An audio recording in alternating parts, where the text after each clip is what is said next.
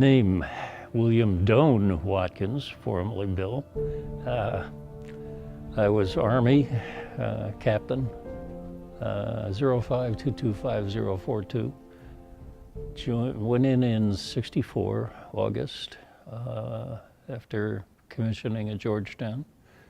And I was on a 2-year tour through 66, and then extended for a year to get to Nam.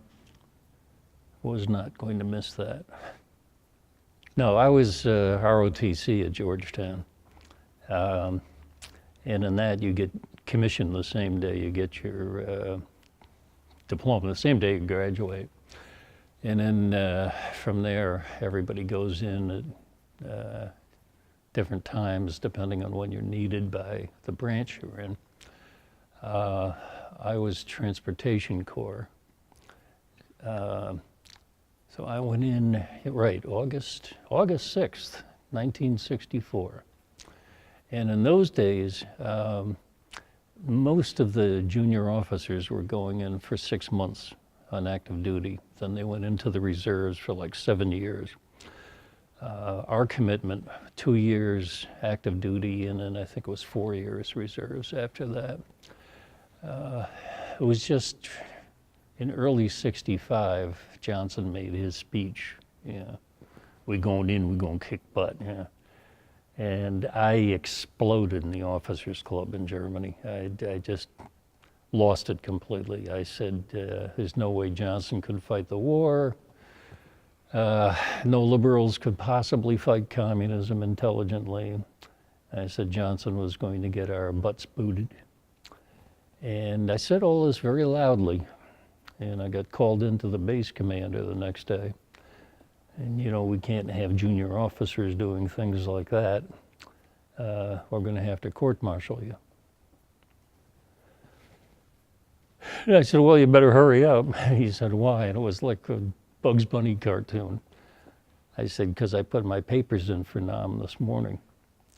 And his jaw literally dropped, just like in a cartoon. And he said, why would you do that for what you said and all that? And stupidly, being, in my early 20s and probably not too bright at the time, I said, because it's my damn army and it's my damn country, and I'm not going to let that stinking LBJ ruin either. Little did I know LBJ wasn't going to be paying much attention to me either. He paid attention to no one in the military. No one. It was interesting. I was still young and stupid, and believe me, when I teach management and all that, I tell the truth. I was one of the worst junior officers in the history of the U.S. Army, because everything was frustrating me. It wasn't where I wanted to be. It wasn't what I was looking for. I realized one day I wasn't going to be George Patton, because they weren't going to let me into any of the combat arms, direct combat arms. I always seemed to be fighting with my superiors because I expected them to be smarter. I expected that they would be able to see things that I could see. I didn't understand I had to sell my ideas. And it wasn't until I was 27 years old and well out of the service that everything fell into place. The worst scared I ever was, which is a question I always get speaking in schools, the kids, was flying as a door gunner. Hueys didn't have a lot of equipment. They didn't fly through storms and stuff like that. And we were circling a storm. I was door gunner behind the co-pilot. So I'm sitting on the side looking out. And big storm cloud, and we're going around it. And I see a patch. And then a phantom goes right under our tail. Maybe tops 20 feet under the tail. And the Huey just went up and down. He was so close I could see his mustache. And the co-pilot's yelling back to me, Dai Wei, which is Vietnamese for captain. What was that? What was that? And I'm trying to say jet, and I can't even get the word out. I'm just going, jet, jet, jet. That was the worst ever. We were on our way out to Benoit. It's like 4 o'clock in the morning. We're on a Vietnamese bus, the chickens and the goats and all. And we were stopped at a VC toll and then drove on. And we get a couple of villages up, and there's a captain with a flashlight shining in the bus, and he sees us. What are you doing? I said, we're on our way out to Benoit. We take the place of door gunners on the Hueys. And he couldn't figure that out. He says, we have an operation going here. And I said, it's very nice. We're out here every night by ourselves. The fact that you have an operation here, he said, well, you better come talk to my battalion commander.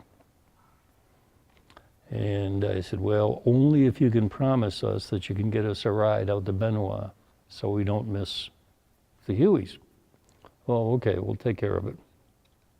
So we get off the bus, and I'm getting madder and madder because time is going on and this battalion commander has not showed up. Finally, after 45 minutes, here he comes.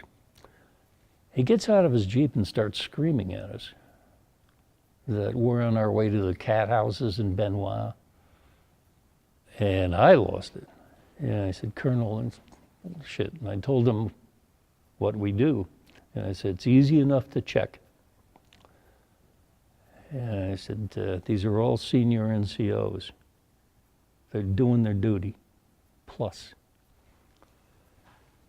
And he wasn't going to take that because he had this in mind, this picture of us.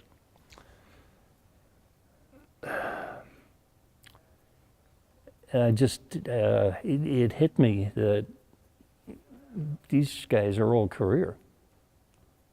And all of a sudden he's screaming about sending a letter through channels that we're interfering with this operation. And I said, bull. I said, we're out here every day, every night, by ourselves, without your infantry battalion. And we've survived this long. Now, I'm looking at his name tag, and it's a very famous military family. And I realize this guy is nuts. He is totally insane. And I'm not going to win an argument with him, because that name tag has got me beat 6 ways from Sunday. So I brought it down a couple of levels, and I said, well, by this time we can't get out of Benoit. I said, I appreciate one of your people taking us back to our headquarters, which he did, and I went right up the chain to our brigade commander and all, and told everybody exactly what had happened. And I said, listen, this guy is crazy. He should not be in command of an active operation. I said, you've got to send a complaint through channels first. I said, because if he sends one through, I don't care, but it's going to kill all my NCOs. Don't worry, we'll take care of it. Those are our people. We'll take care of them. So about 2 weeks later, a runner comes for me. They want you at headquarters. And I just knew. Oh, we got a letter through channels about you. And I said, this is the letter I told you about 2 weeks ago. You didn't do anything, did you? You didn't send a letter back through. Well, no, he's on an operation. I said, that was part of it, sir, that he shouldn't be on an operation. And he said, well, this is going in your record and all that. And I said, that's it. And I said, I'm pulling my papers to extend active duty. I'm getting out of here. I went home. Now, I had been writing, I was planning on taking leave anyway at home. And I was writing a girl who I had gone to Georgetown with. I didn't know her very well. But she'd won the Talent Award in Miss America. um, jazz dancing, very good, still is. And as I was leaving, there's a party for me, and all of a sudden I doubled over in pain just as I'm climbing into the Jeep. And of course, who else would get appendicitis as he's leaving Vietnam?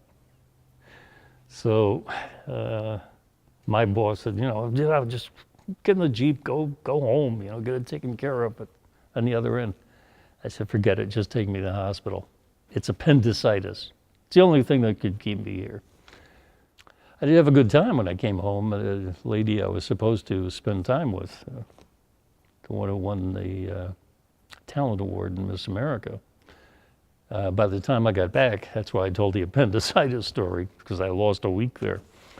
I get to the West Coast, I call, 5 minutes on the phone, and I said, who is this? She says, oh, it's her sister. She had to go to Europe to work on a movie. She says, I'm here for the summer interning at a law firm. Why don't you come down? We'll have fun and all that. And I said, great. She was Miss USA. So it was a great week. Two lovely ladies who then, one of whom introduced me to her best friend. And we've been married 47 years. And the sisters still talk to us. Treatment by the general public was just, have you been away? I went into a hobby store. I'd brought some war games on Vietnam, in case we were doing the tiles or whatever. I went into a hobby store to see if there were any new games out. And I got this from the proprietor. Oh, you weren't in a real war. I charged across Omaha Beach with my bayonet. That's a real war. This was the attitude we got from all the World War II and Korea vets. All right? And we all got it. My father, who was not a vet, was shocked by the way his brothers treated the Vietnam vets. They ran the local American Legion post up in Buffalo, and they just made Vietnam vets feel very unwelcome.